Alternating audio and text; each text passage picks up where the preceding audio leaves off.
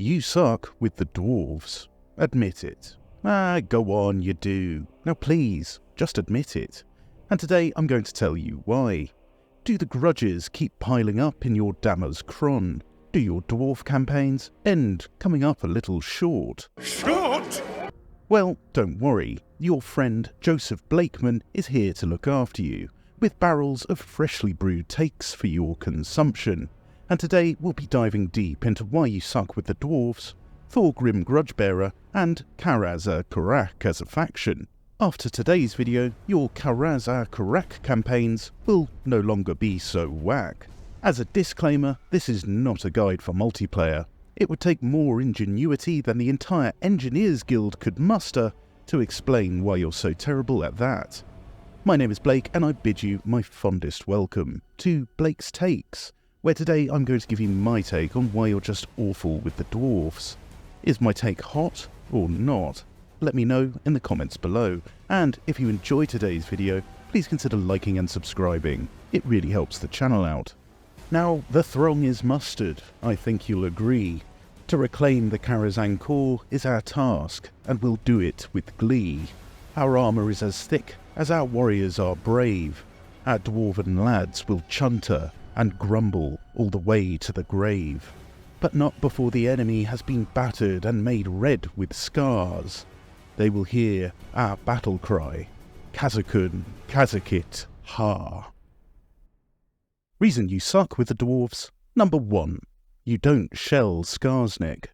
You start at war with the Bloody Spear's Greenskins tribe. They are an easy first enemy to go against, as they have nothing that will pose any real threat to you. But you'll want to fight these battles manually to conserve the lives of your soldiers as best as possible for the war with Skarsnik, which is about to arrive on your doorstep. A war so brutal that there is only one solution for it. Bom. Mulailah pengoboman. Bom seluruh kota. Kill their armies and take your starting province. I recommend positioning your forces far away from the Bloody Spears and letting your Gyrobombers do most of the heavy lifting. By the time your Gyrobombers have finished strafing them, the Greenskins will be tattered, battered, and ready to have their cheeks clapped vigorously by the rest of your forces. Now, when you liberate your starting province, I recommend just occupying these settlements. This will keep the buildings in there intact and working for you over the end turns. You will gain a farm and a free clan barracks by doing this, allowing you to demolish the barracks in your capital, but only demolish that clan barracks in Karaz Ankor once you've occupied Mount Squighorn. You'll need that barracks operational for the turns preceding your conquest. Now, the reason you need that barracks is every turn you should be pumping out these guys. Miners with blasting charges. These guys and their pocket bombs are excellent in clearing out lightly armoured, closely packed together units of infantry. Perfect for dealing with the hordes of nasty skulkers and night goblins that Skarsnik is going to send your way. Each turn, recruit 2 of these to supplement Thorgrim's army. Once you have your starting province of the Silver Road, you're going to want to attack and siege the High Place and take control of it. Skarsnik will have recently vacated the premises, leaving a weak garrison for you to mop up. You'll notice that the High Place has a really steep hill for the attacker to navigate. This will be crucial in the turn to come. Once you've taken this city over the end turn, Skarsnik will attack you with his main force and another smaller, nasty skulker force.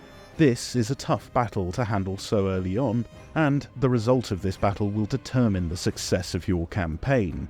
But don't worry, your old pal Blake is here for you. There are 3 massive dangers associated with Skarsnik's army.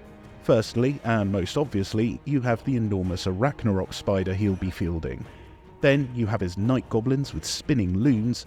These things will make short works of blobs of infantry and are exceptionally dangerous. Skarsnik will be fielding 2 of these night goblin units. Then you have his nasty skulkers, a horde of invisible, hard-hitting goblins that will cut your troops to shreds if you're not careful. Now, how do we go about defanging the goblin threat? Well, firstly, you'll need to prioritise. the most dangerous units in his arsenal are by far the Night Goblins with spinning loons. These things can easily wipe out entire units of infantry if left to their own devices. Set up a defensive position and send your Gyrobombers out to Skarsnik's army. Use them to scout the Goblin horde. Unfortunately, Night Goblins are also naturally stealth, but the AI will position one on each flank, so float your Gyrobomber over to them and find them. Now, regular Night Goblins will be in the mix as well, so you'll need to determine which one is which by clicking on the unit and finding this picture here, which denotes that these have the Spinning Loons ability. The Spinning Loons ability can only be used if the unit has over 25% of their health, so you need to deliver your explosive payload onto both of these units to get them down to 25% health or lower. Now, if you don't get them all the way down to 25% health or lower, you should shoot them a bit with your clatter gun to ensure that they can't use this ability. With the loons dealt with, you can now begin whittling down the Arachnarok spider. The guns on your Gyrobomber suppress the enemy, giving them a speed debuff. This will slow the spider down to a crawl, and the rest of the army along with it. Eventually, you will run out of ammo. What you need to do is fly your Gyrobombers back to your front line and replenish the ammunition with your Engineer Hero's restock ability. If you manage to kill the spider, then the Squig Hoppers are the next priority for your bombers. The Clattergun will do very nicely against these. Now for the rest of their forces, you'll see why we wanted the High Place as the battle site. The defender has a massive advantage with a huge, steep hill, which the aggressor needs to surmount. Have your extremely depleted and disposable garrison forces stand in front of your miners with blasting charges. They will create a small barrier for the Goblin horde to crash into, whilst allowing your miners with blasting charges to inflict minimal friendly fire. I recommend turning off fire at will with your miners with blasting charges to ensure that you use their ammo on the correct targets. With fire at will left on, I've often seen the miners throw their charges at heroes or lords, which is totally ineffectual. Have Thorgrim go out and fight Skarsnik when the front line collides, and with your careful dwarf blasting charge placement, you will smash the rest of the Goblin horde. Now, since patch 5.2, I've seen Skarsnik attack you without his reinforcement army, and this actually makes the battle much harder. The reason for this is before they would clump up at the bottom of the hill waiting for their reinforcements to show up. This gave you ample opportunity to use your Gyrobomber to strafe the ever-loving Jesus out of them. Now they will attack you immediately, giving your Gyrobomber much less time to kill off their units. If he attacks by himself, I advise positioning your units at the top left corner here. You will need your Quarrelers unobstructed to take care of the Arachnarok spider, as your Gyrobombers will not have enough time to kill off the Night Goblin fanatics and this large monstrosity before it hits your lines. Make sure to abuse the rocky formation on the right flank so enemies can't flank around you. It's a much tougher fight without their reinforcing army ironically, but the battle tactics are similar.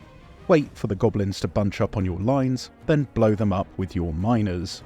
Once this initial horde is beaten, Skarsnik will no longer be a threat. Take the rest of his land and secure yourself. There is plenty of fighting yet to come. Reason you suck with the dwarves. Number 2. You don't know how to use your Gyrobomber.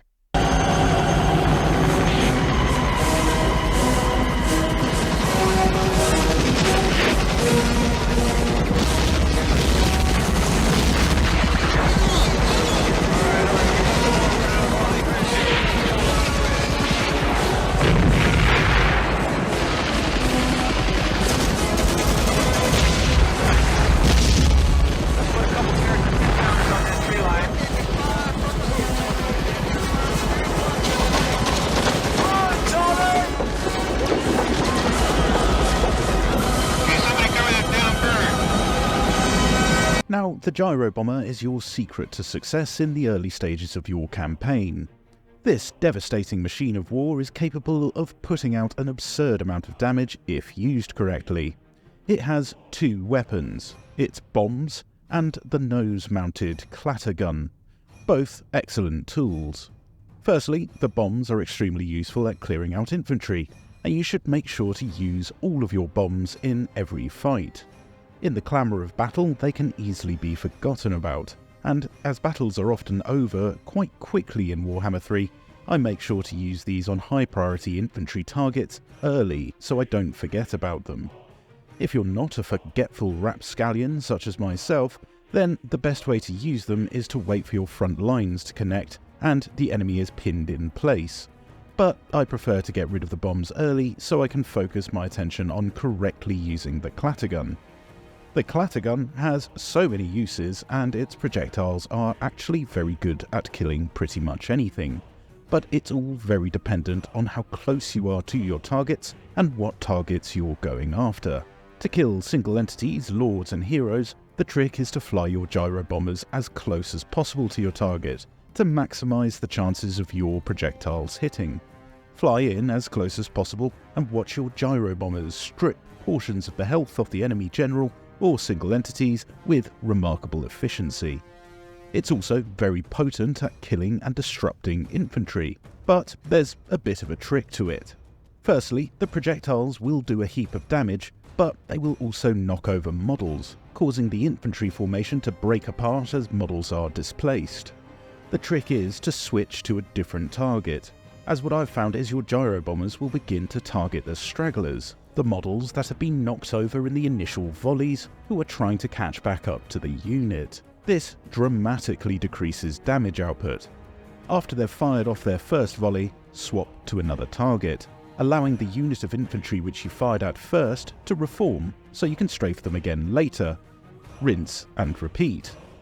This isn't necessary for cavalry as their units don't get knocked around by your clattergun. When firing on either infantry or cavalry, you want to be relatively far away so your projectiles are quite dispersed.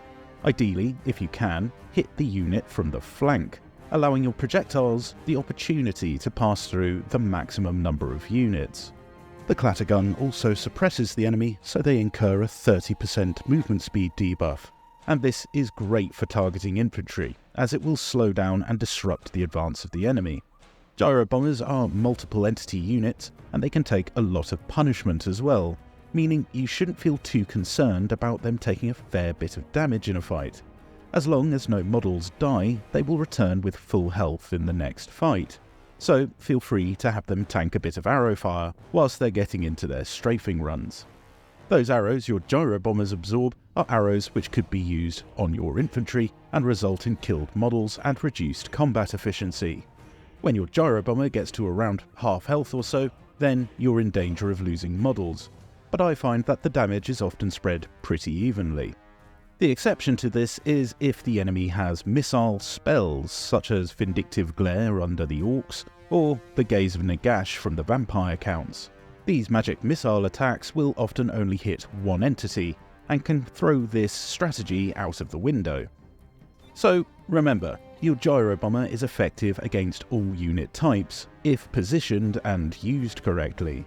Ensure to use all of your bombs in the battle on tightly packed infantry formations. You can shoot those very same infantry formations to inflict the suppressed movement speed debuff to help your bombers move into the best position to drop their payload. Your clattergun is great at killing single entity lords and heroes. You just need to get your gyrobombers in close to maximise their damage output on these targets. Then, for units of infantry, be sure to switch between targets so your bombers don't waste ammo on firing at stragglers, and try to hit the unit from the flank so the projectiles hit the maximum number of models. Don't be afraid of having your gyrobombers take a bit of arrow fire. As long as you don't lose any models, they will heal to full at the end of the combat. Reason you suck with the dwarves. Number 3. You don't burn them all. Burn them all! Burn them all! You've taken your starting province, and Skarsnik is resting comfortably in the shell hole you've left him in. What's next, I hear you cry. Well, at exactly the same time you've finished off Skarsnik, your capital city, Karaz Ankor, will have finished upgrading to level 2, giving you access to some excellent pieces of kit that, prior to the dwarf rework, were nowhere near as effective as they are now. one of the best buildings to pick up is the Tinkerer's Den, which allows you to pick up gyrocopters. Now, gyrocopters are extremely strong since the Dwarf rework. Their steam guns boil the enemy with remarkable efficiency, and they pose a threat to all unit types, whilst also being extremely quick and able to fly. These units have transformed the Dwarfs into an extremely dangerous skirmish cavalry faction. Be sure to pick up a couple of these for every army. They can put an absurd amount of pressure onto the enemy with their powerful armour-piercing ranged attacks. The gyrocopters will pose such a threat that the enemy will be forced to come to your defensive lines. When Karaz Ankor is level 2, I also like to build the arms forge in there as well. This building can be built in minor settlements, but the reason I like to pick it up in Karaz Ankor is speed. You can always demolish it later to free up a build slot, but I like to pick one of these up as soon as possible to begin the production of Iron Drakes. This small elite unit of flamethrowers used to take a long time to get, but having them this early is invaluable for dealing with infantry-heavy factions, which you'll be contending with early on in this campaign. These things annihilate greenskin and Skaven forces with cleansing fire. The Grudge Settler variant of the Iron Drake brings a lot more tricks to the table. They imbue vulnerability to fire on the enemies that they're attacking, and also have increased range. I like to pop one of these in each army where I'm using Iron Drakes, so they can apply this vulnerability to everyone. I like to nestle my Iron Drakes at the front of my lines, in between the Dwarf warriors, in what I like to call the Burning Hedgehog formation. This formation creates flaming spines of pain which erupt from the hardened carapace of your stout Dwarf warriors. Be sure to move them back from the melee fighting when the front lines finally clash, but I like to leave enough of a gap for them to fire into the flanks of the aggressors. There are also some great buffs to pick up to boost this strategy, such as pressure regulating valves that increase your range and ammunition on these teams, and the Thane can get the Ironbeard trait, which also gives the flammable contact effect to your regular Iron Drakes, if you don't have access to a Grudge Settler variant. I've seen Iron Drakes melt through armies which I really didn't think they'd match up to, such as monstrous infantry and cavalry. As well as inflicting morale penalties on the enemy, they can also arc their shots onto walls, making them very effective in sieges. Now, there is an enemy where this strategy won't be quite as effective, and that's late-game Chaos Dwarf armies, where most of their units will have an innate resistance to fire. So you may want to switch out Iron Drakes for Thunderers or Thunderers with Grudge Rakers instead for these guys. However, Iron Drakes will still perform exceptionally against early-game Chaos Dwarf armies, which will be mainly comprised of Hobgoblins and their indentured servants. Use this knowledge well and bring cleansing fire to the Thagaraki scum surrounding you. Reason you suck with the Dwarves. Number 4. You don't know how your lords and heroes work. Thorgrim Grudgebearer. Ancient, powerful, and immeasurably grumpy. This angry chappie will be the anchor of your armies moving forward. But do you know how to build him? Thorgrim is an excellent legendary lord. He's a powerful fighter which delivers simple yet excellent faction-wide buffs. This is how I like to build him. Firstly, and most randomly of all, I like to pick up the Grudge Against the Foul. This gives you extra melee attack and leadership for Thorgrim's entire army against Greenskins and Skaven, two factions that you'll be fighting pretty much constantly throughout the first 50 turns of your campaign. So you'll get an awful lot of value out of this 1 point dip. Nice. Then I focus on his redline skills. Personally, I like to buff the Iron Drakes with extra damage and your Gyrocopters with extra range and ammunition, working my way up to the skill Dawi Firepower, which gives massive boosts to all of your ranged units if they have gold chevrons of experience. Then you want to pick up his unique line of skills. All of these are fantastic, giving you extra hero capacity for all heroes, more Grudge Settler units in Grudge Settler armies, and a Scarbrand-like passive where you regain extra movement speed after winning a battle. These are all fantastic. Pick them up as soon as they become available to you. Then I like to go down his blue line of skills, I pick up Miner's Instinct to help me catch annoying Skaven and greenskin armies fleeing from me in the underway. Then I pick up Lightning Strike, extra replenishment rate, and Inquiring Mind for upkeep reduction and extra research rate. Lightning Strike is very useful on all Dwarf Lords. The key weakness of the Dwarfs is being overrun. In a fight against even numbers, there's very little that can stop a high-tier Dwarf army. So having the ability to Lightning Strike and remove that potential advantage from your enemy is very valuable. So how do I use Thorgrim on the battlefield, I hear you cry? Well, Thorgrim's a good fighter and very tanky, but his throne kind of puts him in the way of your missile troops. He's quite a big target, ironically. So to counter this, I like to keep him on the flanks, quite far up to tie up any cavalry or monsters which might be advancing from there. He's a pretty tanky boy, so you can fire and forget about him. Now for the rest of your common, non-legendary lords, you have some great choices. They're all pretty strong in their own way.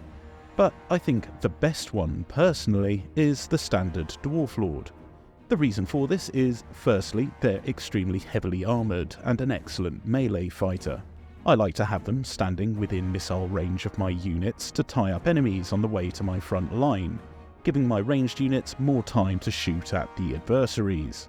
The Demon Slayer is nowhere near as armoured or tanky, so he is considerably worse at this job, because he's naked.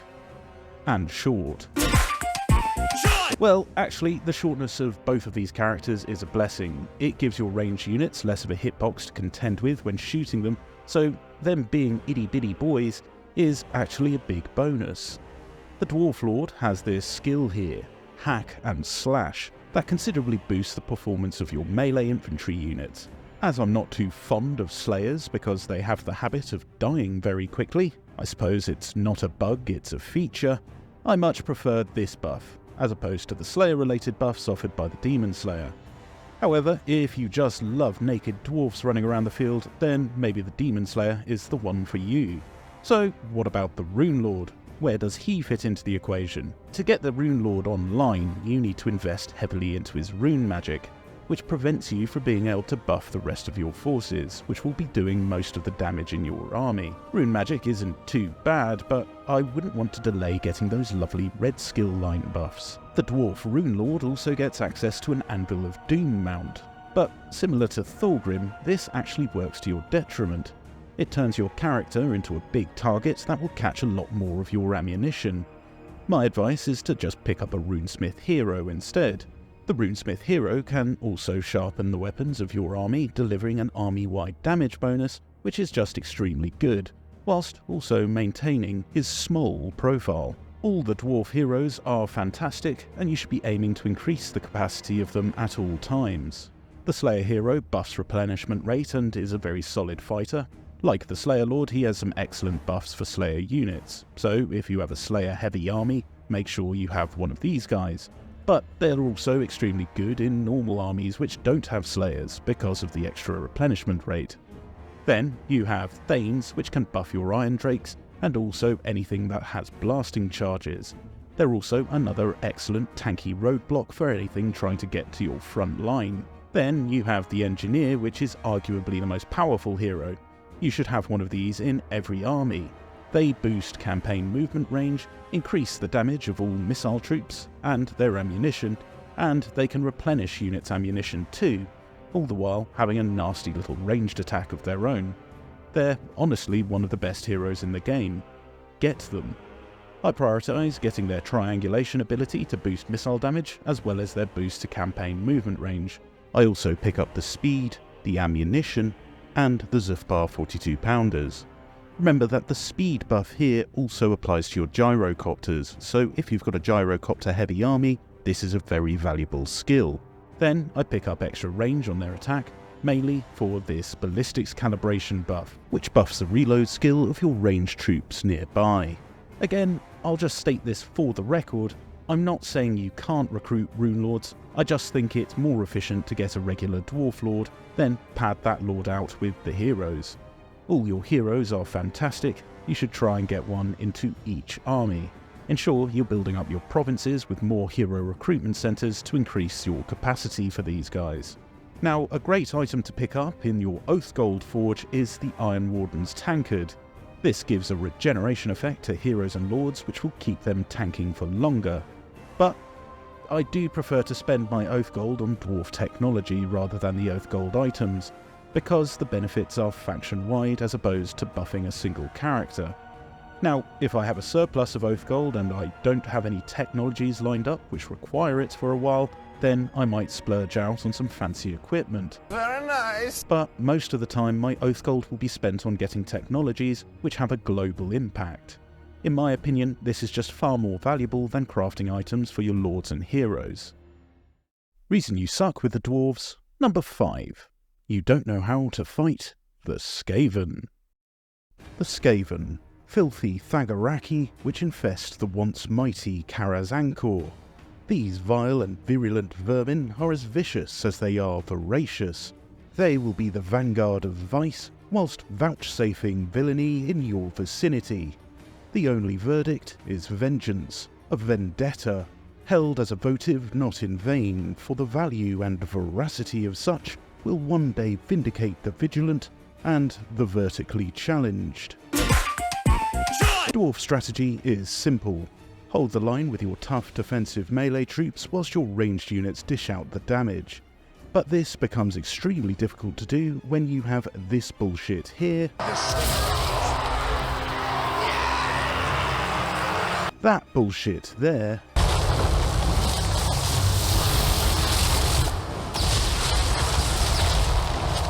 and just a sprinkling of this bullshit here.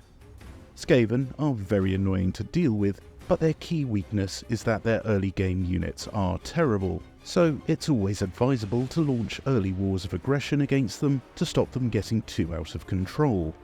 Once they start hitting level 3 and beyond in their settlements, they start getting access to some extremely dangerous units which have been ingeniously crafted to maximise the misery of any Dwarven player. But Blake, I hear you cry.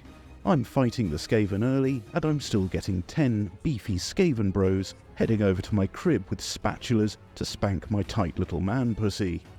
Don't worry baby, I've got you. Firstly, you have to deal with the menace below. Now, the key to this is having enough melee infantry to kill the clan rats when they get summoned. You achieve this by sandwiching your ranged units in melee infantry like this. Hopefully, you'll have some high damage melee infantry like slayers or hammerers to cut through the clan rats as quickly as possible. Those clan rats will do a lot of damage if left unchecked, so you need to be very vigilant of this. To make it easier, it is better to besiege Skaven forces rather than fighting them in the field. This allows you to isolate their clan rat summons early and waste them, like you're seeing here. If you're being forced to fight in the field, then sandwich your ranged troops in melee infantry and make sure you're watching for this red summon icon here, so you can quickly react to the menace belows. The formation will help, but you'll need to be vigilant and give your melee troops the attack order. Skaven whack-a-mole is not fun and there's no easy way to deal with it, but the formation will help. Be sure to check how many menace belows the Skaven are bringing to the party in the pre-battles section here. The AI will use the menace below as soon as it becomes available at 45 seconds into the battle, so that's your cue to start frantically looking for where the menace below will be summoning at. The cooldown of the menace below is also 45 seconds, so after that first menace below, you can expect the next one to appear at 1 minute and 30 seconds. And so on until their charges are depleted. Clan Moors is particularly menace below heavy. They can purchase an extra 5 menace belows. The food cost of purchasing it is 33% cheaper, and Queek himself will have access to an extra 2 charges passively. So whenever you're fighting Clan Moors, you need to be prepared for this. Now, early game Warp Lightning. This is a spell from the Skaven spell of Ruin, which I think deals entirely too much damage. When you hear the sound cue for this spell, it's already too late. You won't be able to dodge it. There is very little counterplay. It's also very cheap to cast, so the spell will be spammed a lot by the AI.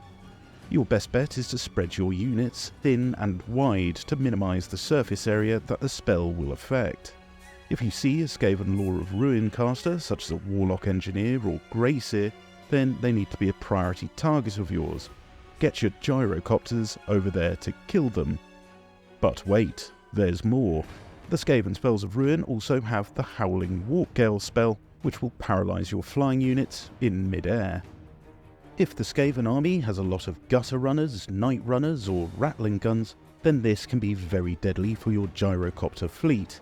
If they don't have a lot of ranged units, then the Warpgale casts are far more preferable to the Warp Lightning casts, so it will work in your favour and deplete their winds of magic. Either way, you need to get their Ruins caster off the field as quickly as you can.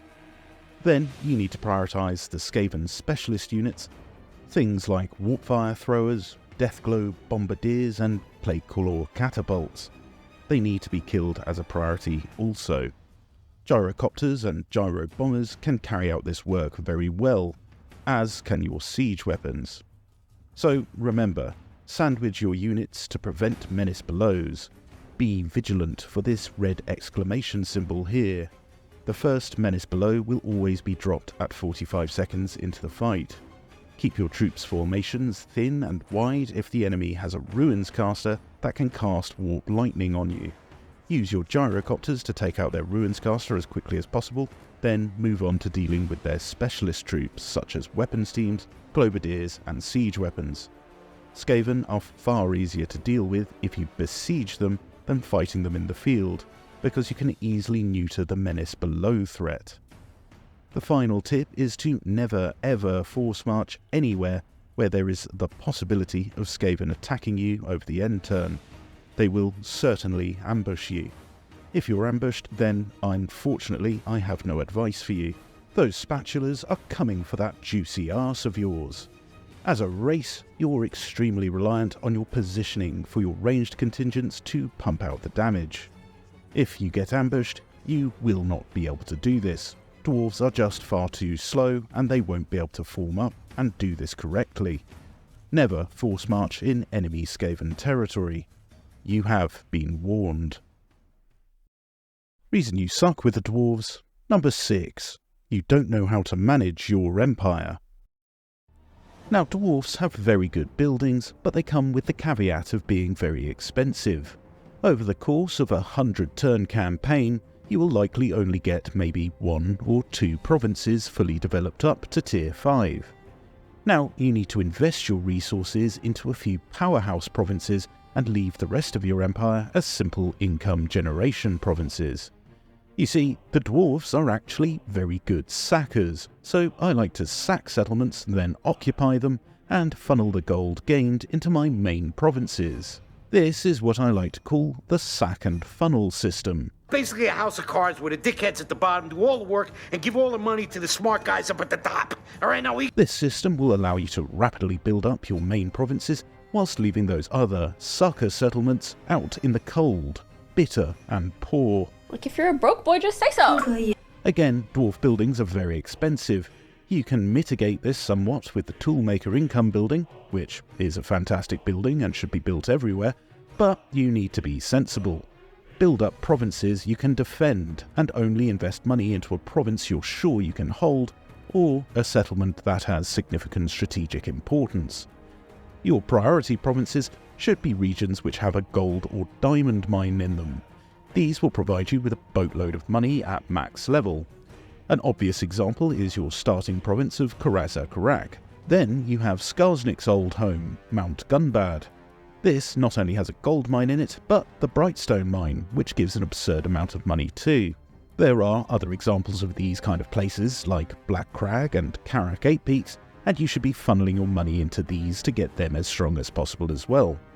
You should still conquer land, but these settlements I often treat as disposable, normally just sticking a toolmaker in there to generate income until I have money to burn by upgrading. So sack settlements and dump your money into these top tier provinces, and you'll be able to not only get a heap of money back from the income buildings, but also recruit the best units. Don't try and spread your resources too thin and build everywhere.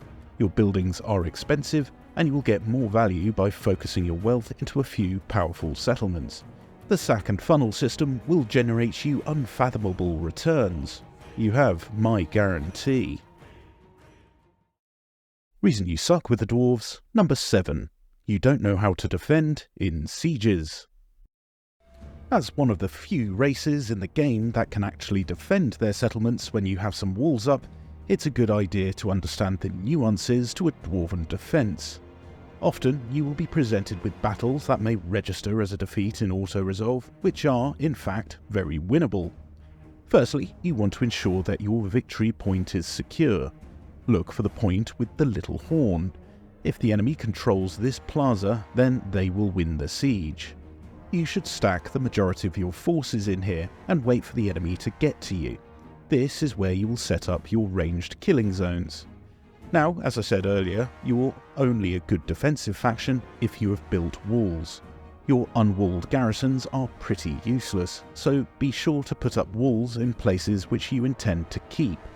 Walls are very important because they give you a lot of quarrelers.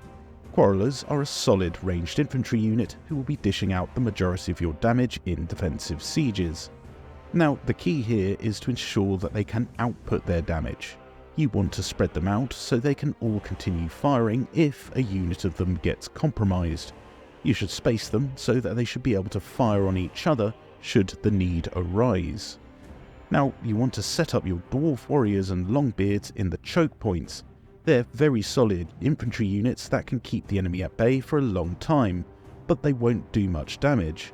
Most of your damage will be coming from your quarrelers' crossbows.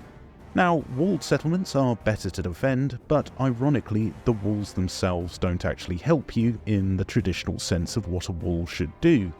You should abandon the walls and focus on defending the key victory point. The walls help you by staggering the advance of the enemy.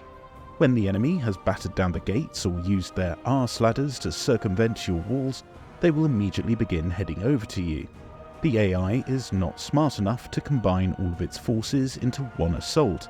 They will drip feed them through, determined by the proximity of the entrance to the settlement and the victory point, giving you plenty of opportunity to isolate and annihilate them with your quarrelers. Now, for unwalled settlements, the concept is quite similar, except everything will be coming at you all at once, so it'll be a bit trickier. If your settlement has a grudge thrower, position it so you can shoot at the ground of areas where enemies will be bunching up. This can help you rack up a pretty eye-watering number of kills. To fire at the ground, hold the Alt button, then right-click on the piece of land enemies are bunching up in. Obviously, there's a lot of variables which need to be taken into consideration, like the settlement layout, walls, garrisons, the offending force, etc., but hopefully these tips can help you defend the Karaz Ankor just that little bit better.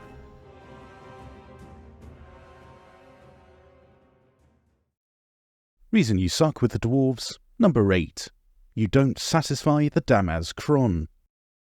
The Dammaz Kron, the Great Book of Grudges.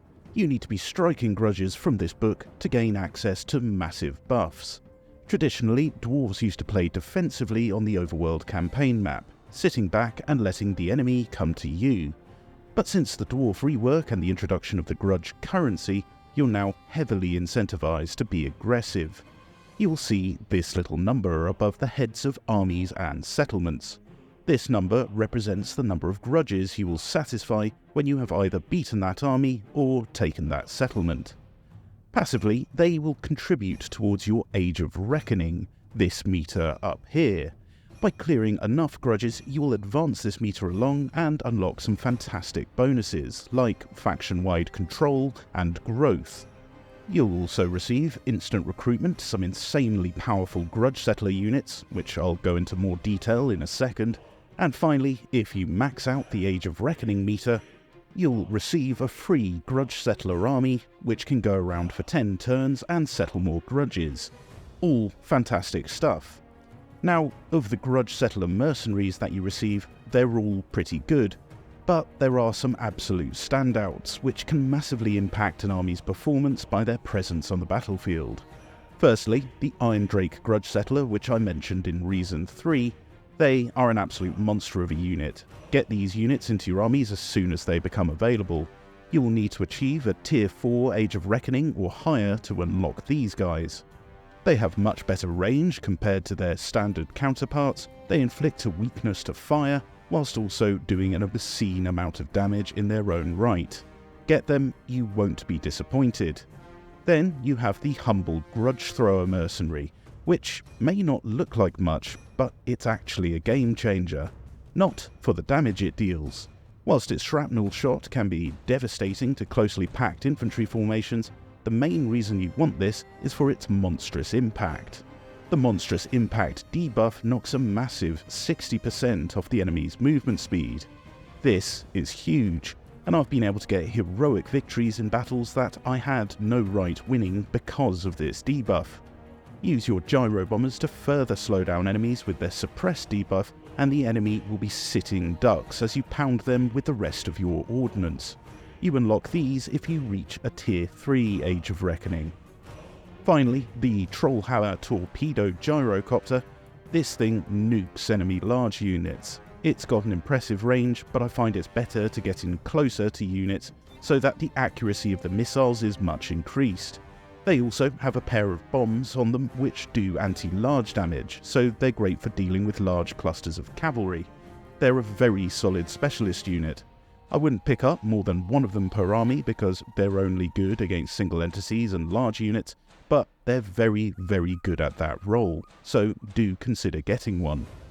As I said earlier, the other Grudge Settler mercenaries are very good as well, but these ones were the standouts for me. Their inclusion in your armies can radically change how you conduct your wars. The other ones are solid units, but they're not going to have the same sort of monstrous impact as the ones above you are. Did you see what I did there? Should we keep hammering? Should we keep hammering? Keep hammering? What's that? It's like a saying I like to use. Now you can spend the grudges you've accumulated on confederating legendary lords, and I would say be very careful doing this. You can suddenly end up with a vast empire and all of the surrounding factions dogpiling you. It can be pretty intense. I personally recommend leaving the confederations to around turn 50 or 60 when you're likely to be a bit more settled. Unless the dwarf faction in question has been wiped out, then go nuts and grab yourself a free legendary lord. But anyway, that's just my opinion. You play how you want to play, you sexy lump of excellence. Now, to get grudges, you need to be aggressive. Look at factions that have accumulated a lot of grudges and get to murdering them. Greenskins, Skaven, and the Dwarfs are safe bets for some real good old-fashioned grudging. I'm not going to go through the maths of how grudges occur or how they build up, but if you're interested, fellow content creator Battlesay has a nice video on it, which I'll link in the description below. But know this, the only way to accrue grudges is through battle. Take land and territory, be aggressive. Just by being at war with factions, they will passively accrue grudges. So get to fighting and get to declaring war on your enemies. Sometimes you will come into periods where you just don't have any nearby enemies around and you desperately need just a few more grudges to push you through to that big Tier 5 Age of Reckoning. Well, look no further than your quest battles. These give you a nice chunk of grudges and can be used to springboard you over the line. As the Dwarfs, I now play so aggressively that I actually save these quest battles as a sort of rainy day fund for grudges. I'm often so busy fighting all the orcs and Skaven around me that I need the time to replenish, and I don't manage to get around to them until I'm desperate to push that Age of Reckoning meter just a little bit further. If you win these quest battles and don't take many casualties, you can teleport to multiple battles in a row, allowing you to accrue yet more grudges. Unfortunately, the Gotrek and Felix quest battle doesn't settle grudges, but the rest of them do, so they're very helpful in a pinch. Now, although few in number, keep your eyes open for the opportunity to settle legendary grudges, as each of these reward 2,500 grudges per settled legendary grudge. Some of these you'll get very quickly and almost automatically just by playing the game. Some of them are much harder to obtain and you'll have to go quite far out of your way. So remember, be aggressive. Look for factions that have accrued a lot of grudges and get stuck into them. Skaven, Greenskins and Chaos Dwarfs are all good candidates. Maybe get stuck into some of those blasted Elgi too. Follow this advice and your Ages of Reckoning will all be Nollengrom level in no time. Reason you suck with the Dwarves. Number 9. You invest too early into the Deeps. Patch 5.2 brings the Deeps mechanic to the Dwarfs. Now, I haven't played with this mechanic massively, as it came out as I was finishing the script of this video, but I will say you shouldn't rush the Deeps building. Firstly, the Deeps building itself takes up a build slot. This is a massive hindrance when you could be building other buildings, specifically your very powerful military support buildings. Secondly, the cost is extremely prohibitive. It costs a massive 9,000 gold to get this building up and running, as well as 2 population surplus, so this will slow down the rate at which your settlement will grow in the overworld. Finally, a lot of the buildings within the Deeps come with downsides, such as reducing control in the settlement or further annoying factions that are already very likely to declare war on you. Also, they're very expensive too. I'm not saying that the Deeps are bad or the Deeps shouldn't be used, but they're certainly not something I'd advise that you rush towards. The amount of money which you spend on just unlocking them could be another army, which you can use to be settling more grudges or scooping up more territory. The Deeps, I feel, are more of a middle or late game investment, not something that you should go for immediately. And that is why you suck with the Dwarves. Do you agree with my take on this? Let me know in the comments below. And if you enjoyed today's video, please consider liking and subscribing. It really helps the channel out. And I want to give a massive shout out to my Patreon supporters. D, Joshua Krager, Dinkle250, Miktar, Robert Diorio, Paugus, Gonk, Veteran of the Long War, and Thomas Monte. I've been Blake, delivering my take. Thank you all so much for watching. Also, for those who care, I'm actually getting married this month, so yeah, I might be a little bit predisposed. My apologies if the content hasn't been coming out as much as I would like it to. Hopefully, once I've married and I've been honeymooned, I will be a little bit more consistent with it. Lots of love.